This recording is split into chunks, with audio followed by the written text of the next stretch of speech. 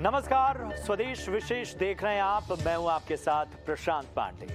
Cancer, ये शब्द सुनकर डर सा लग जाता है। बीमारी का डर, लंबा ट्रीटमेंट और एक नाउम्मीदी घर कर जाती है। यहाँ तक कि जो लोग स्वस्थ होते हैं, हेल्दी होते हैं, अपनी सेहत को लेकर जो हमेशा जागरूक रहते हैं, उनको भी ये बीमारी कभी ना कभी डराती है। या यूं कह लीजिए, शायद हम आज ये जो चर्चा कर रहे हैं, इस चर्चा को देखते हुए भी लोगों के मन में कई आशंकाएं पैदा होंगी। WHO के मुताबिक ये बीमारी हर मिनट दुनिया भर में 17 लोगों की जिंदगियां ले रही है। ये बीमारी भारत को भी अपनी चपेट में लेती जा रही है। हर साल 7 नवंबर को राष्ट्रीय कैंसर जागरूकता दिवस मनाया जाता है, ताकि लोगों को इसके बारे में ज्यादा अवेयर किया जा सके। इस दिन का उद्देश्य कैंसर के कारण, लक्षण, बचाव, उपचार के बारे में लोगों को ज्यादा से ज्यादा शिक्षित करना है। दुनिया में हर साल करीब 1 करोड़ लोग कैंसर की वजह से अपनी जान गंवा देते हैं।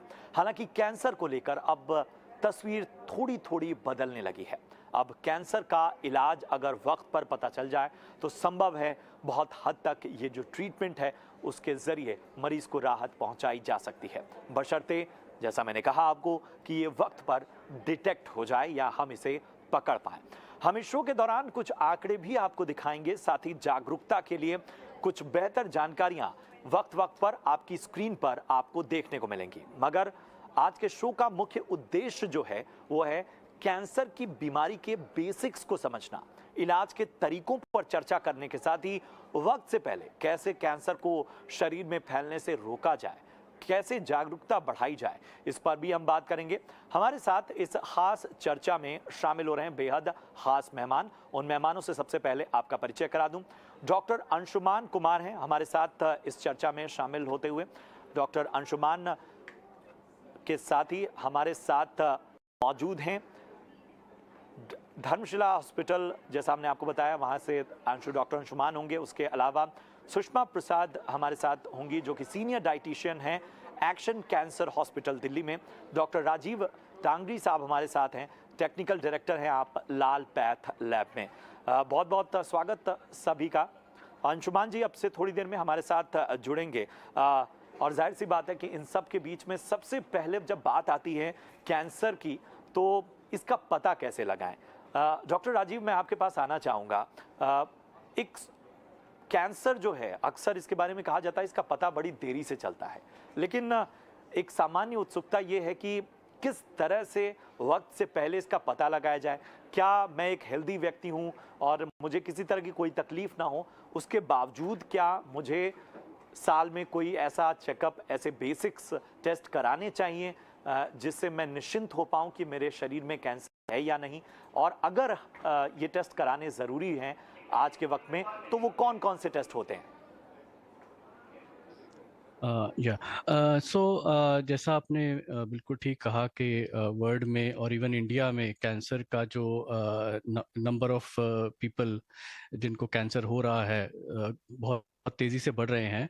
और बाय एन एस्टिमेट इंडिया में करीबन साल में 30 लाख टोटल 30 लाख कैंसर के पेशेंट होते हैं, जिसमें अराउंड हर साल 13-14 लाख नए पेशेंट्स होते हैं।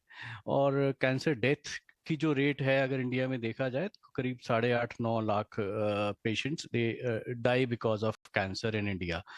तो बहुत ज़रूरी है कि कैंसर को हम बहुत अर्ली स्टेज पे पकड़ें। जैसे कि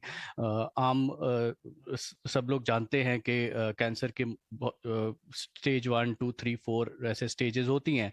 तो अगर स्टेज 1 में अर्ली डिटेक्शन हो जाता है कैंसर का, तो उसको बीट करना, उसको ऑलमोस्ट कंप्लीटली क्योर करना बहुत इजी हो जाता है।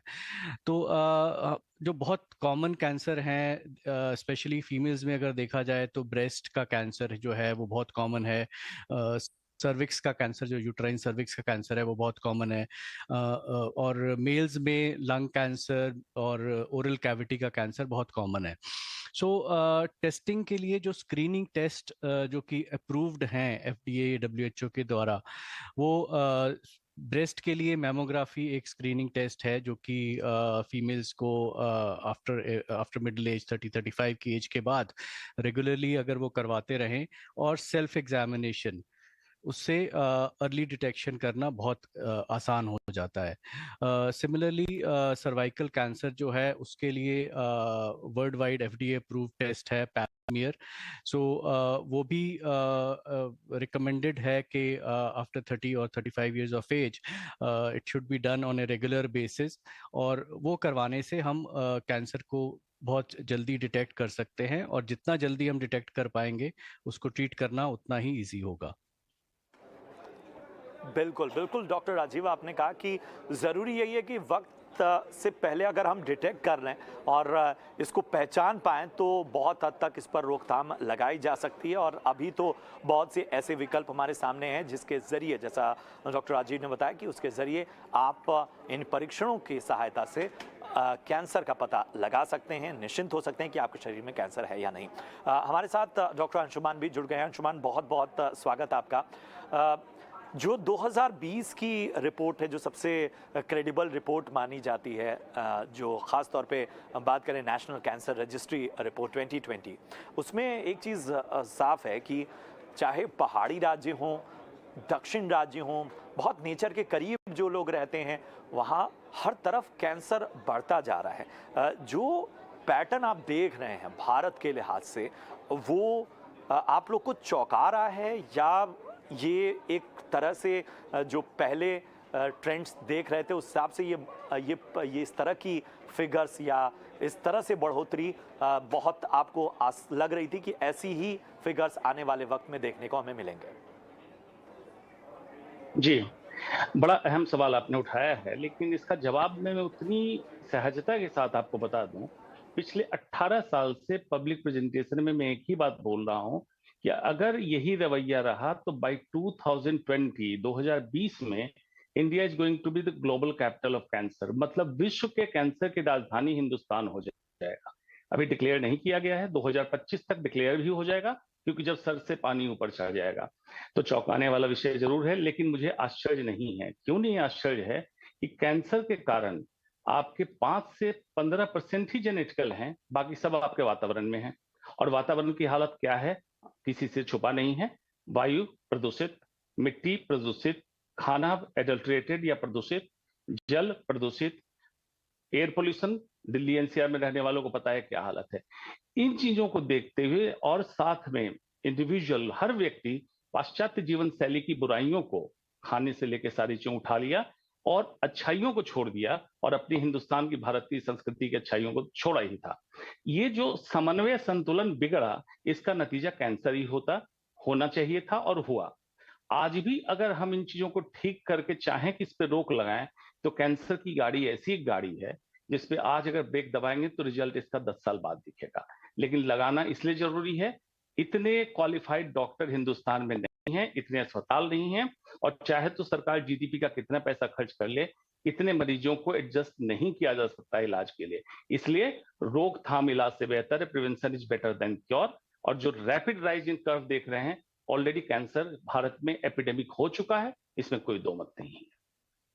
बिल्कुल, और ये बात हम लगातार इस बात की चर्चा कर रहे हैं कि जिस तरह की स्थिति है उसको कहीं ना कहीं हम शायद 2025 को एक अनुमान के तौर पर भले देख लें, लेकिन ये बात सभी विशेषज्ञ मान रहे हैं कि इसने महामारी का रूप ले लिया है भारत में। और हमने पूरे शो के दौरान इस पर बात पर जोर दिया कि हम बेसिक्स पर ही बात करेंगे, क्योंकि बहुत बड़ी बड़ी बातें करके जो आम दर्शक को जो टेक अवे होना चाहिए वो नहीं हो पाता है। सुषमा जी, मैं आपके पास आना चाहूँगा। डॉक्टर्स, विशेषज्ञ सभी ये मान रहे हैं कि सबसे बड़ा फैक्टर जो है एक तो वातावरण, और दूसरा ये है कि हमारा खान पान, हमारी जीवन शैली और हमारी कुछ आदतें। आपने बड़े करीब से कैंसर पेशेंट्स के साथ काम किया है और आप लगातार उनसे दो चार होती हैं। एक कैंसर पेशेंट का खान पान तो वो अलग अलग केसेस पे डिपेंड करता होगा, लेकिन एक आम व्यक्ति जो बचा रह सके या अपने शरीर को इस तरह से इम्यून बना सके, उसके लिए क्या सुझाव देंगे? 100% इम्यून बनाना थोड़ा टफ है, क्योंकि एनवायरमेंटल चेंजेस हैं, जेनेटिक्स है, जैसा बाकी विशेषज्ञों ने बताया। पर हम जो खाना खाते हैं, जो हमारा डाइट होता है रोजमर्रे का, वो बैलेंस न्यूट्रिशन होना चाहिए। हम आजकल जंक फूड, फास्ट फूड की तरफ ज़्यादा जा रहे हैं, पैकेज्ड आइटम या प्रोसेस्ड फूड ज़्यादा यूज़ कर रहे हैं। उसमें जो आपकी बीमारी से लड़ने की, रोगों के से लड़ने की क्षमता जो हमारे शरीर की होती है, वो धीरे-धीरे कम होती जा रही है। साथ ही हम बैलेंस न्यूट्रिशन नहीं लेते हैं। बैलेंस न्यूट्रिशन मतलब कार्बोहाइड्रेट, प्रोटीन, विटामिन, मिनरल जो हम लोगों को लेना चाहिए आम तौर पे, वो हम नहीं कर रहे हैं। अगर एक प्रॉपर बैलेंस डाइट हम लेते हैं, तो हाँ, कह सकती हूँ कि बहुत हद तक हम बीमारियों से, कैंसर से बच सकते हैं। 100% तो पॉसिबल नहीं है, लेकिन हाँ, हम 60 टू 70% बीमारियों को अवॉइड कर सकते हैं। बिल्कुल, तो कहीं न कहीं हमें अपने खान-पान, अपनी जीवन शैली में बदलाव करना होगा और ज़ाहिर-सी बात है इन सब के बीच डॉक्टर अंशुमान मैं एक बार फिर आपके पास आना चाहूँगा। जो रिपोर्ट मैं पढ़ रहा हूँ और जहाँ भी हम जो भी रिसर्च देख रहे हैं, किसी मेडिकल जर्नल में देख रहे हैं, भारत के पर्सपेक्टिव से एक बात बहुत चौंका रही है। उसको ज़्यादा एक्सप्लेन आप कर पाएँगे। प्रकृति के करीब जो इलाके हैं, पहाड़ से सटे हुए इलाके हों, चाहे दक्षिण के राज्य हों, दक्षिण के बारे में तो कहा जाता है कि वहाँ तो ऑर्गेनिक फूड जो है वो वहाँ की जीवन शैली का बहुत बड़ा हिस्सा है। उसके बावजूद इन इलाकों में कैंसर का तेजी से फैलना, इसकी क्या प्रमुख वजहें आप साफ तौर पर देखते हैं? जी, बिल्कुल। देखिए, प्रकृति के जितना करीब रहिएगा, सच है कैंसर उतना कम होगा, जिसमें आपका आहार, विहार, व्यवहार-विचार सब वहाँ पे बैलेंस रहता है। लेकिन electronic media, television, serial, film, WhatsApp, Facebook जैसी चीज़ें अब दूरियाँ खत्म कर चुके हैं। जो मेट्रोपॉलिटन सिटी के लोग जो लाइफ़स्टाइल फ़ॉलो कर रहे हैं, प्रकृति के बीच में भी रह के वो पैक्ड फूड, प्रोसेस्ड फूड वहाँ भी खाने लगे।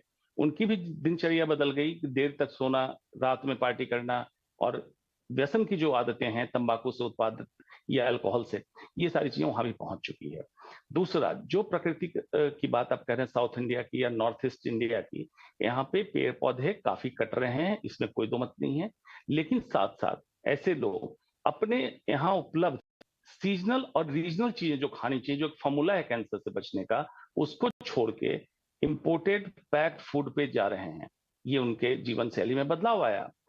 एक्टिविटी खत्म होती जा रही है, मतलब सीढ़ियों की जगह लिफ्ट का इस्तेमाल करना, मोटराइज व्हीकल का इस्तेमाल करना, पैदल नहीं चलना मोटापा का कारण, जिससे महिलाओं में स्तन कैंसर, बच्चेदानी का कैंसर, पुरुषों में प्रोस्टेट का कैंसर, बड़ी आंत का कैंसर। इस तरह से कैंसर एक मल्टी फैसेटेड प्रॉब्लम है और इसका टिपिकल फॉर्मूला है, अगर कैंसर से बचना चाहते हैं तो दो, बैक टू बेसिक्स। पहला फॉर्मूला B2B, दूसरा formula try to be as natural as possible. अपने जीवन को सहजता, सरलता और तरलता के साथ जिए, कैंसर की बीमारी से आप दूर रहेंगे। यही चीजें हम लोगों ने छोड़ दी, इसलिए कैंसर की तादाद बढ़ी है। तो अंशुमान एक चीज और समझना चाहूंगा और खास तौर पे पहाड़ी राज्यों के बारे में, क्या वहां पे नशे का सेवन और तंबाकू का ज्यादा सेवन इन इलाकों में जो देखा जा रहा है, कई रिपोर्ट्स ऐसी आ रही हैं, चाहे ड्रग्स का बढ़ता है, ये एक बहुत बड़ी वजह है? बिल्कुल है, जिसमें कुछ चीजें कस्टम कल्चर के बेसिस पे, जैसे आप नॉर्थ ईस्ट को लें, खास के असम और एडजॉइनिंग जो प्रांत है, उसमें सुपारी को तांबुल कहा जाता है और तांबुल का इस्तेमाल छोटे बच्चे से ही सिखाया जाता है कि इनके कस्टम का पार्ट है। लेकिन उनको ये कोई जागरूक नहीं कर रहा है कि भविष्य में कैंसर बनाएगा। दूसरा, ड्रग्स का बिल्कुल आपने इस्तेमाल किया, अक्रॉस द बॉर्डर पंजाब से एंटर करके ड्रग्स छोटे से शहर में पहुंचा, उसका इस्तेमाल बढ़ा है।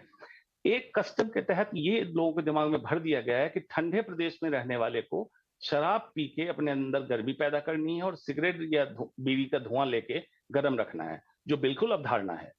ऐसी कोई गर्मी नहीं है जो सिगरेट और शराब से मिलती है। आप योग प्राणायाम करें, शायद आप कैंसर से भी बचेंगे और आदत भी नहीं लगेगी। तो ये आपने प्रमुख कारण बताया जो पहाड़ी इलाकों में, जिसके कारण कैंसर की तादाद बढ़ी है।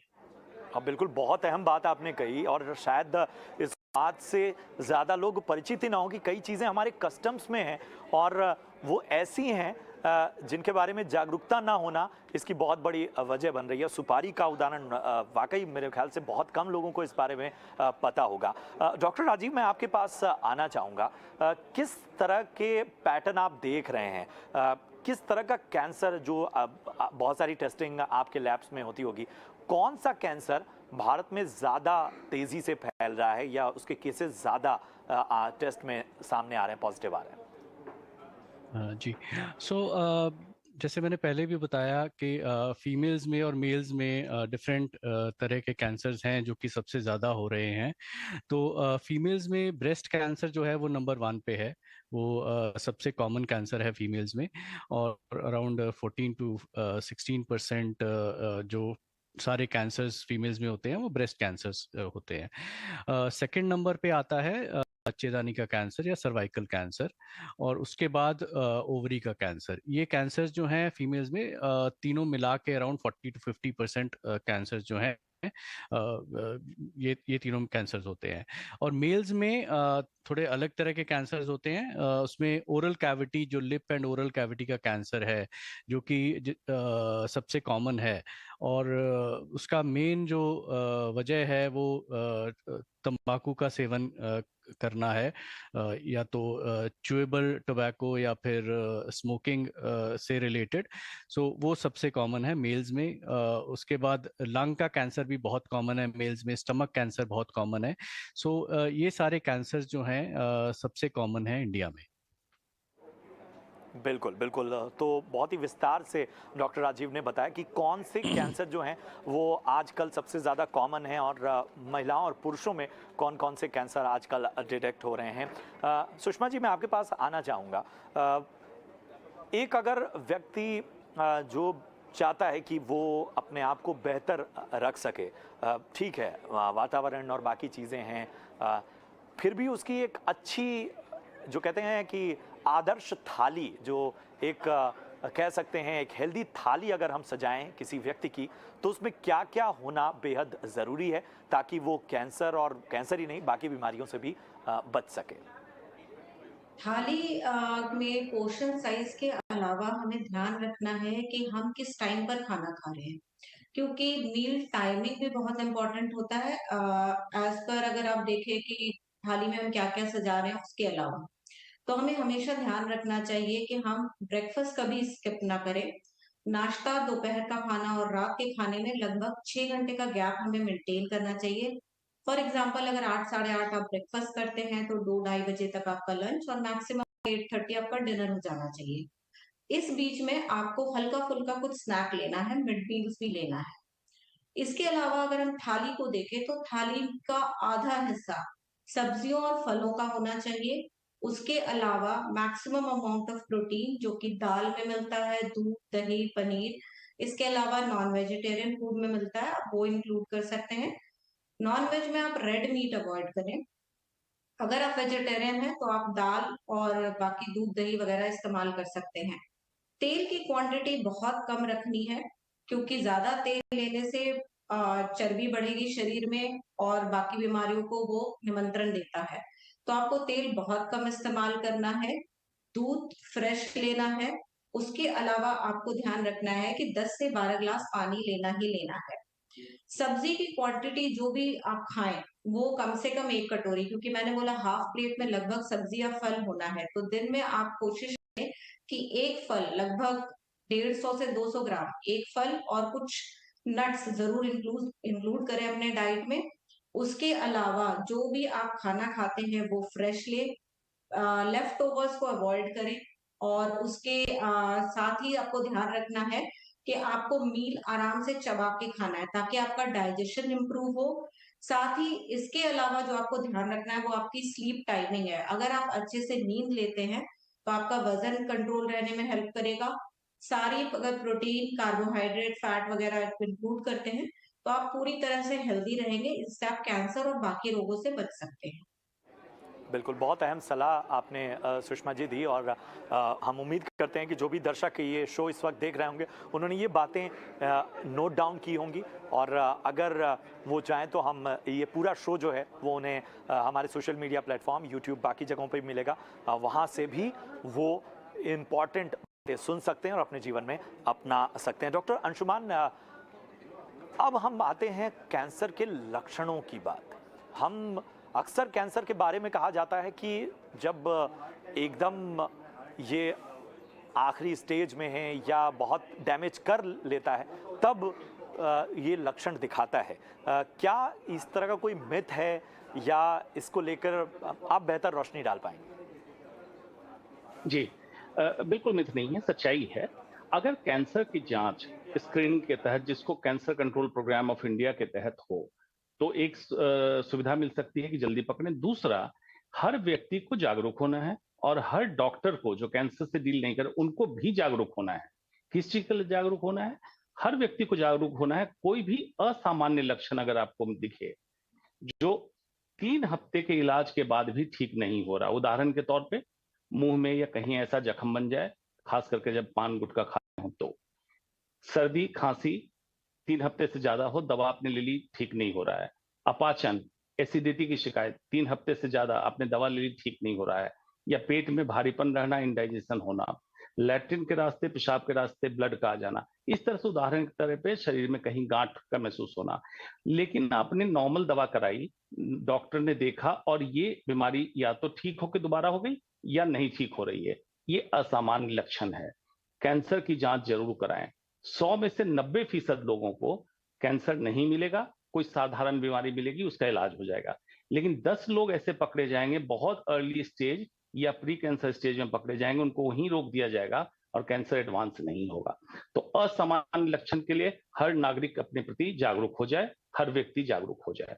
डॉक्टर को जागरूक होना है जो कैंसर का इलाज नहीं कर रहे हैं, कि कोई भी व्यक्ति अगर आपके क्लिनिक पे, हॉस्पिटल में आता है, दिखाता है, आपने दवा दी लेकिन उसको मनचाहा फायदा भी नहीं हुआ है, तो एक बार उस अंग का कैंसर की जांच सबके लिए उपयुक्त बनी हुई है।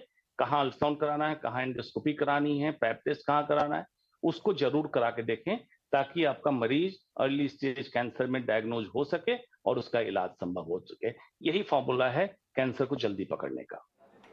बिल्कुल, और साल दर साल ये बात वाकई समझनी होगी कि सबसे अहम है जागरूकता, और हम कैंसर को तभी हरा पाएंगे जब हम जागरूक रहेंगे। और जैसा डॉक्टर अंशुमान ने कहा कि न सिर्फ पेशेंट को बल्कि डॉक्टर्स को भी बहुत ज़्यादा जागरूक रहना होगा, अलर्ट रहना होगा। डॉक्टर अंशुमान, कई केसेस में हम ये भी सुनते हैं कि एक आदमी है, बड़ा ही बेहतर जीवन जीता है, रोज़ एक्सरसाइज करता है, बहुत अच्छा भोजन करता है, किसी तरह की कोई बुरी आदत भी उसमें नहीं है, ना तो वो तंबाकू खाता है, ना सिगरेट पीता है, ना वो शराब पीता है, एक आदर्श जीवन जीने वाला व्यक्ति है, लेकिन उसके बावजूद उसे कैंसर हो गया। कैसे समझें इसे? जी जी बिल्कुल। कैंसर के कारण को 3 भाग में बांट लें। व्यक्तिगत, जिसमें उसकी जीवन शैली, उसके खान पान, सामुदायिक या सामूहिक, जो हमारे कम्युनिटी की चीजें हैं, और तीसरी चीज जेनेटिक, जो मैंने कहा जेनेटिक सिर्फ 5 से 15% रोगियों में जेनेटिक कैंसर होता है। व्यक्तिगत बातें हमने कर ली। सामुदायिक या सामूहिक, हमारे वातावरण का प्रदूषण कैंसर का बहुत बढ़ता हुआ कारण हो रहा है। फूड एडल्ट्रेशन, मतलब खाने पीने की चीजों में मिलावट आ रही है। आपने सुना होगा, सब्जियों वाली मेरी रिसर्च थी, यमुना खादर की सब्जियां जहरीली हैं। आर्सेनिक, कैडमियम, लेड, मरकरी जो उसके किनारे सब्जियां उग रही हैं उसमें है। तो आप किस सोर्स से कौन सा प्रोड्यूस खाने की चीज उठा रहे हैं, ये आपको जानना जरूरी है। इंसेक्टिसाइड, फर्टिलाइजर का अत्यधिक इस्तेमाल, वो बेचारा इनोसेंट बायस्टैंडर जो अपनी जीवन शैली ठीक रख रहा है, लेकिन क्योंकि खेती जो हुई उसमें फर्टिलाइजर, इंसेक्टिसाइड की मात्रा ज्यादा है और कई सालों तक आप इसके एक्सपोजर में आ रहे हैं। इन्वायरमेंटल रेडिएशन, बहुत सारी जगह ऐसी हैं। अभी WHO को रिसर्च कंप्लीट नहीं हुआ, 4 साल और है, जिसमें रेसिडेंशियल एरिया में मोबाइल टावर का होना जो ब्रेन ट्यूमर को बढ़ा रहा है, ऐसा ट्रेंड दिख रहा है। रिसर्च पेपर जब पब्लिश हो जाएगा तब हम मानेंगे कि ये सही है या गलत है। माइक्रोवेव का अत्यधिक इस्तेमाल, टेफ्लॉन कोटिंग बर्तन का इस्तेमाल, हाइड्रोजनेटेड ऑयल जो रिफाइंड ऑयल के नाम से बिकता है, उसका बार बार गर्म करके आप बाहर समोसे पकौड़े जो खाते हैं, वो कैंसर का बहुत बड़ा कारण है। इसलिए अनगिनत हिडन कारण आपके वातावरण, आपके जीवन शैली, आपके रोजमर्रा की जिंदगी में है, लेकिन आप उसके प्रति जागरूक नहीं हैं।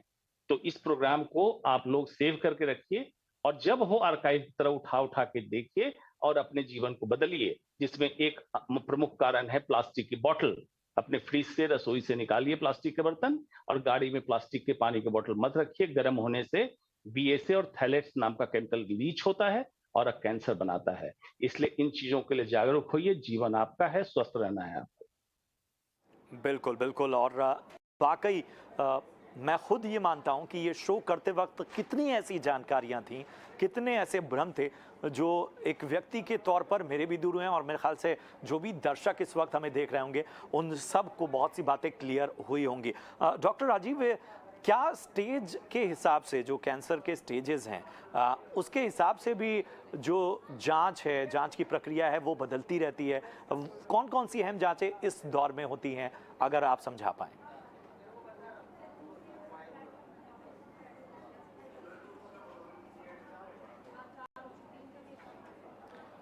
डॉक्टर राजीव, आपका साउंड जो म्यूट है उसे अनम्यूट कर दें जरा। हाँ जी। सो जो आपने बिल्कुल ठीक कहा, स्टेज के हिसाब से जांच अलग हो सकती है। अगर अर्ली स्टेज कैंसर है तो उसमें यूजुअली जैसे कैंसर जो है, अगर कुछ सुपरफिशियल ब्रेस्ट का कैंसर है तो वो डिटेक्टेबल इतना इजीली नहीं होगा।